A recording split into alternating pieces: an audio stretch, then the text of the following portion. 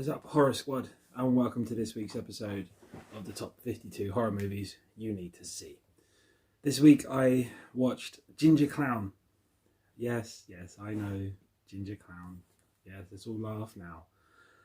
This was a film released in 2014 starring the wonderful Tim Curry. I say starring, he just did the voice, but it was worth watching it just for that. So, set in 1983, it starts with a group of teenagers having fun near the Hollywood Hills sign, where they bump into the school's loser, a kid called Sam.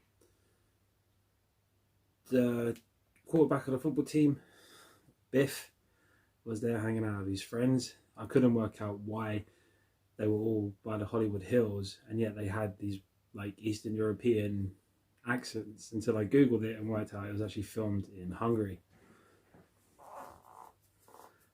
So Sam would do anything to get the attention of the cutest, prettiest girl in the school, Jenny. So Biff and the rest of the jocks decide they're going to make him go into this abandoned amusement park. So cliche, it's unbelievable. The only thing missing was a campsite or a dodgy, creepy town. They get to the abandoned amusement park and Jenny refuses to let Sam go in by himself, so she goes in after him. And they get into this amusement park, which is full of monsters and evil spirits. One thing that cannot be denied about Gingerclown is the amount of famous names it has under its belt.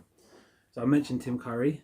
You'll know him from the Rocky Horror Picture Show, Congo, and everything else from Home Alone 2, all the way to Stephen King's It.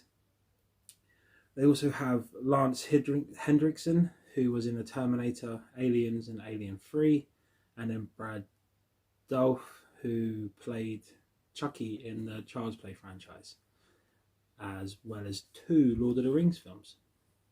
So there is absolutely no character development in this film.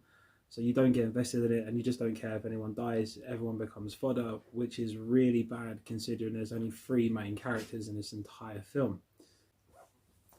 So even though there's only 3 main characters in this film, all 3 of them are super annoying. The character Biff, just for whatever reason, just shouts all of his line. He was really hard to watch. But then you come to the actual creatures of the film that all had fantastic names, like Brain Eater and Worm, Monster. My favourite was Stomach Crumble. The puppets themselves, you could see no effort was put into the bodies to make them look scary or even funny. The face were the only part of the puppets that looked like they had any effort put into them. But again, they weren't scary or funny. They were just terrible. Just looked absolutely terrible. And it made me feel sorry for the filmmakers. Like, why would you even put your name to this film? The script itself, there wasn't really anything there. Like I said before, the dialogue was absolutely terrible. So the script writer had nothing to say, so he would just put in cursing and what is meant to be scary lines, such as "I'm going to eat your soul." They obviously had money to get the names for the film, like the list of names that I mentioned, so they could have used some of that cash to make the monsters look better. Because I mean, if you take The Evil Dead from 1981 and The Thing from 1982, the puppeteers in there and the puppets and the models were just, well, especially in The Thing, some of that was terrifying to watch. So maybe they could have cut down on the famous names and put some effort into actually making it a decent looking film. This one, I don't recommend you waste your time watching. I'm glad I did, because this one a film that I've never seen, and it's something that I've now seen, but I would like to save you an hour and 37 minutes of your life and tell you now, don't watch this film. So yeah, just don't.